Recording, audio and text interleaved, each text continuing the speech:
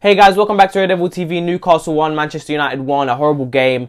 Guys, I had to watch the game back because I was distracted by my own thoughts during that game. I was thinking of all the things that I saw in the first half when the second half was on, and I was like, this is a terrible game. And as soon as that first half finished, look, we had 4 extra minutes in the first half, 6 extra minutes in the second half. That shows you how stagnant that game was. That game was full of yellow cards, full of tackles, poor fouls.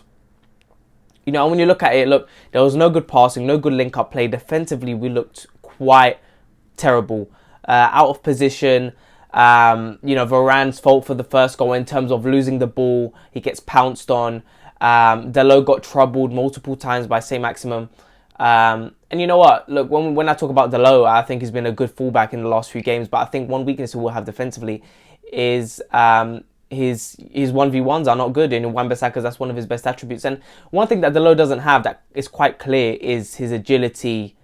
It's his agility. His agility is not where it's supposed to be. And, that's something that, maybe he could work on, but it's not something that that can become much better, in my opinion. I think agility is something you have naturally. And you can see Dalot is quite slow when it comes to that 1v1 defensive work. He's quite slow. Saint-Maximin had him on toast. And look, I don't think many defensive players are going to be able to get Saint-Maximin off the ball and tackle him efficiently and effectively. But essentially, Dalot, it's been a couple of times this season we've seen Dalot play and he gets trouble defensively. And I said in my last video, if we play a high line counter-pressing football like Rangnick wants to play, his defensive weaknesses will be shown a lot less. And in this game, we didn't do that. So I don't know what it is, man. Look, we know how Rangnick wants to play. We saw it in the first half of the Crystal Palace game. And that was our first game under Rangnick. And we played much better. Norwich was terrible. This game was terrible. Listen, I don't want to say any excuses for the players. I know they haven't played in the last 2 weeks. They didn't train for a good week or so when we were meant to play Brentford and Brighton. But at the end of the day, I mean, come on. You're not going to... we can't put that down to not training. Come on, put a simple pass together, put a good tackle in. Positionally, I mean, come on, like, so many times the fullbacks were outplaced. Look, there was no link between the midfield and the attack. We saw it in the first half. I was surprised that Rangnick kind of changed up the formation in the second half. Look, at the end of the day, we seem to go through this process, and it's with every team. It's not just us. Every time a new manager comes in, we seem to always blame the players for a good few months before we actually go on to the manager. But I'm going to be completely honest. I personally, of course, Rangnick knows much better about football than all of us do, all of us fans do. But let's be honest, look, I think the fact that he went from a 4-2-2, because he changed up the formation. He brought off Fred. He kept McTominay on in that deeper role. He brought up Cavani for Greenwood. And he played Rashford basically and Sancho as 2 wide midfielders, and he clearly switched to a 4-1-2-1-2 wide. That's basically what he went to. He went from a 4-2-2 to a 4-1-2-1-2 wide, and it seemed like the players didn't know what to do. It seemed like there was no cohesion. There was no connection between the players. I mean, come on, how many times did we get in the final third where Ronaldo was there about to make a run? The final pass was terrible. Sancho, terrible passes in the second half. That first half where Ronaldo was making a run, the midfield was not putting the ball over. And you saw Ronaldo getting mad because there were times where there was a good 2-3 good passes on where the midfield, like Fred, could have put a good ball in and he didn't. Sideways passing, backwards passing. And this is the problem now because, you know what? I don't want to... At the end of the day, it's not much Rangnick's fault. I mean, the formation change, we can argue that. And I was surprised he took off Fred. He put McTominay in that deep role. And you saw it defensively, McTominay, he's not there. Like, I didn't notice him yesterday. I think he was slightly better at times because his passing was all right. But there's just no... He doesn't make a difference in the game. And we need a midfielder urgently in January. I really hope we get a midfielder. And, like we said, though, when Rangnick came in, this is not going to be a quick thing. It's going to take weeks, maybe even months to get into a style of football. And you saw yesterday, like, there were press sometimes there, but then there was no high line. We were getting counter-attacked. We were getting defensively split open. Maguire gave away the ball in the first 2 minutes.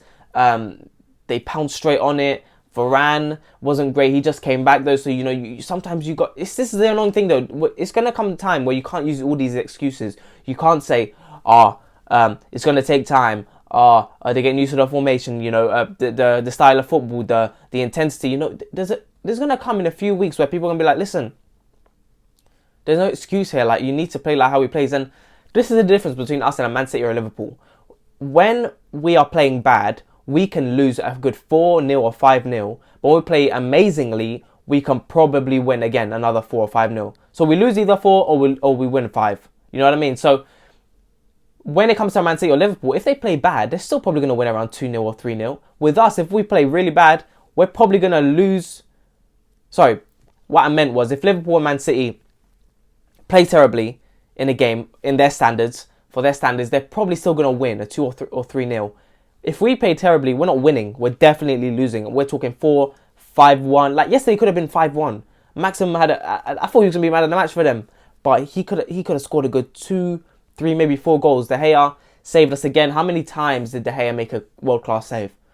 De Gea, what can you say? I mean, if Henderson was in goal, like everyone wanted him to be in the beginning of the season, what would have happened? I mean, we would be further down the table, let's be honest. And how many opportunities did Ronaldo get in that game? None. He was shooting from 30 yards, 35 yards. Rashford had a shot from 40 yards. I didn't know what's going on. And this is the thing. Why is Rashford playing? He switched the formation, right? I didn't agree with Rashford playing in that number 10 beside Bruno anyway. I didn't know why Sancho was left out. I thought Sancho makes a difference. I know Sancho wasn't great in the second half. He misplaced lots of passes, but you see that creativity and there's a difference there. Rashford is not a full-on striker, but he's got a striker mentality. He does want to put a shot in. He doesn't pass very well.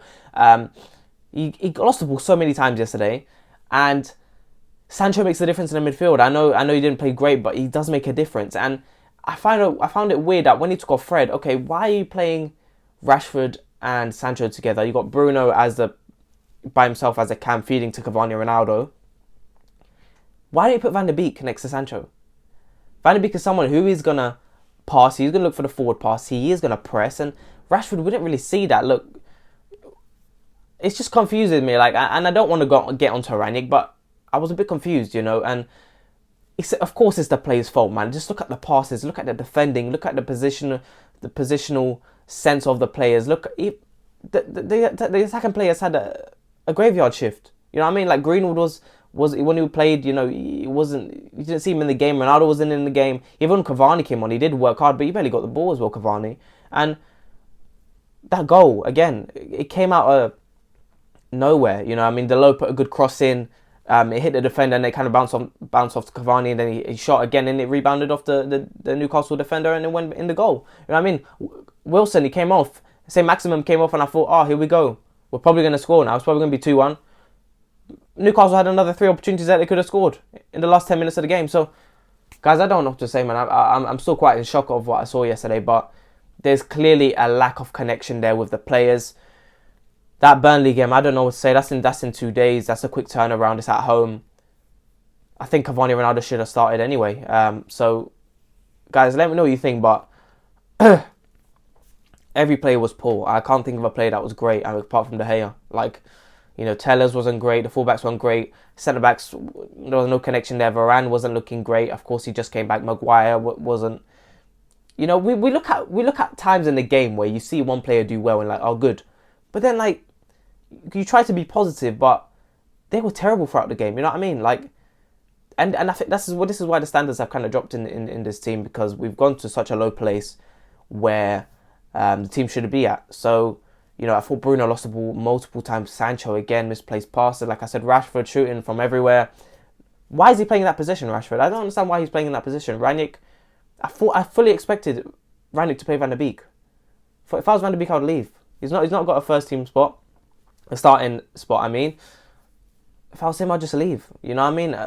Greenwood, I don't really understand it, to be honest, in terms of the subs and stuff. But, Rangnick knows better than we do. But I probably would have kept the same formation. And he left McTominay by himself. We didn't have a defensive midfielder playing yesterday. We saw a lot of tracking back, but McTominay was left by himself. We were exposed defensively. If I was him, listen, what I would have done is probably I would have brought on Van der Beek to take off Rashford off, played Van der Beek and Sancho together. If he wanted to switch that 4-1-2-1-2 formation, and I would have had Cavani play with Ronaldo up front since the beginning, and that's it. You know what I mean? It was confusing, to be fair. I mean, I figured it was a 4-1-2-1-2. But when you look at it, it was like the players were out of position. You couldn't figure out formation. Definitely playing 4-2-2 from the beginning, but then it kind of just it was a mess. You couldn't really figure out what formation we're playing. What kind of there was nothing there. You know what I mean? So, guys, let me know what you think. It was a terrible game. I'm gonna do a preview for the Burnley game. God, it was a terrible one. But let me know what you guys think. Please make sure to like and subscribe, and I'll talk to you guys later.